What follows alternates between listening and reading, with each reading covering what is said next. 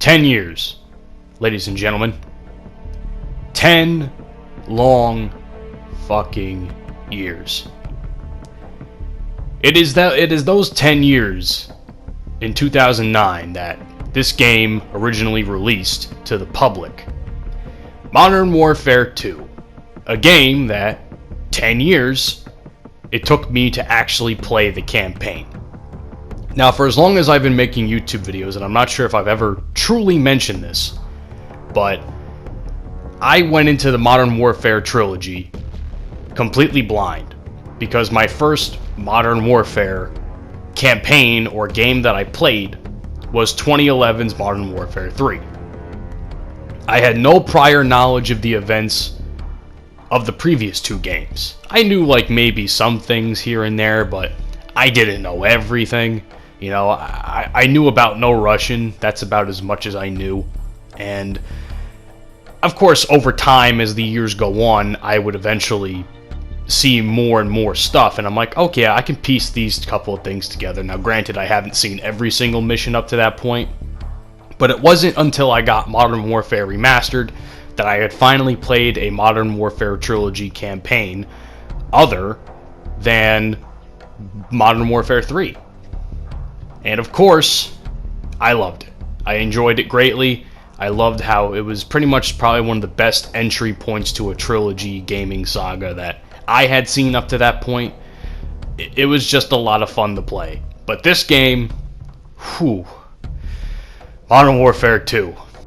And let me start this by saying, I'm not sure if any of you guys who come across this video have seen the Actman's review of Modern Warfare 2, but he pretty much summed it up as one giant cocaine binge that the original Infinity War developers, you know, they did for a couple of months or in the process of writing this story. Because this shit makes COD 4 look like child's play. That's how I sum this up. Modern Warfare 2 is like, it's a cocaine binge. It is a literal drug binge, that an adrenaline rush that I don't know how to describe, because if you can tell I can't find the words, I can't describe how I'm actually feeling about this campaign, because I literally, what is today, the 31st of July when I'm making this video? I played this literally yesterday, the 30th, and I'm still trying to process the shit that I just went through throughout the course of this video. I just love this so much, and I honestly believe, I wholeheartedly believe when I say this, in case of, you know, because of course Modern Warfare series is broken up into two separate stories, somewhat, I would say. You know, the stuff with Task Force 141 and SAS and COD 4, Modern Warfare 2, and Modern Warfare 3, and then the stuff on the American side with the Marines, the Rangers, Delta Force, etc. I think, personally, in my honest opinion, I think Modern Warfare 2 did the mixture of the two the best. It was, and I will probably say Modern Warfare 3 did it the next best, and I'd say my least favorite of the three was Modern Warfare. And again, I know I said Modern Warfare, I think I might have said this already, but Modern Warfare, to me, was probably the best start this series could have, or this trilogy could have had. But as time goes on, and you see the ideas that Infinity Ward put into the campaign, especially in Modern Warfare 2, again, it just makes it look like child's play. You know, yeah, you do a couple of co-op stuff. You some crazy shit happens. A nuke goes off. You go to do the all gillied up mission, which is probably the best mission in the entire campaign, in my honest opinion. But in terms of just pure, unadulterated insanity, that's what Modern Warfare 2 is to me. It's pure, unadulterated insanity. From storming this town as a ranger, as Private Allen, to a couple of levels later, like 2 or 3 levels later, as Private Allen, you shoot up a fucking airport in No Russian, which I was taken aback for a second. I played through the mission, as you should, and I just sat there and I'm like, holy shit. So this is what people were so worked up about 10 years ago with the whole airport scene. In fucking sanity. That was another thing that just took my breath away. Like, I had to, after I finished that mission, and after I finished that mission, I took a couple minutes to myself, and I'm just like, holy shit, that just happened. 10 years, and I just did. 10 years ago, this game came out. It made a whole fucking big deal, and now I'm doing this, playing No Russian 10 years later. I have no words as to what had happened, you know. Again, obviously, I played through the mission. I actually recorded the mission. I'm debating on whether or not I even post the mission onto this channel. Granted, YouTube in 2020 is a sensitive fuckfest, but I don't know what to say. It's just, I'm laughing at it, and it's really a horrible fucking mission to play through, but still, I laugh at it, and I'm just like, oh my god, I can't believe it was heart-wrenching. I can't believe I just did that, you know. And some people will say Modern Warfare 2019 was even more heart-wrenching, and I would love to play that if I didn't have to pay for the rest of the game. Like, if they would just release the campaign on its own, I would have played that in a heartbeat. But I don't have any intention on playing Modern Warfare and feeling the things that other people felt that reviewed the game leading up to its release. I don't know, but I don't think anything could ever fuck with me as bad as No Russian did, in all honesty. Oh.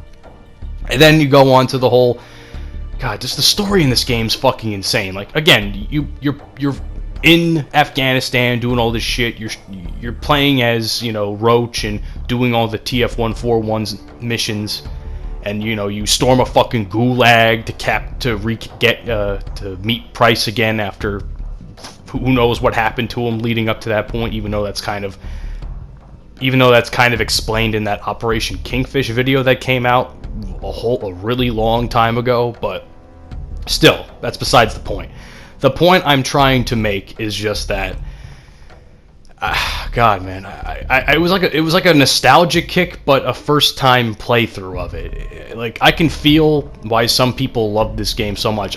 Before I started playing this game, I had a whole conversation with my buddy Paul on Twitter, and he was telling me how he would love playing through this campaign, and he loved the multiplayer. And that's the only thing left I have to play is Modern Warfare 2's multiplayer. I have now experienced the campaign in its full, and I absolutely adore it. But my God, if they released campaign, I don't know what would happen. I don't know what's gonna happen, dude.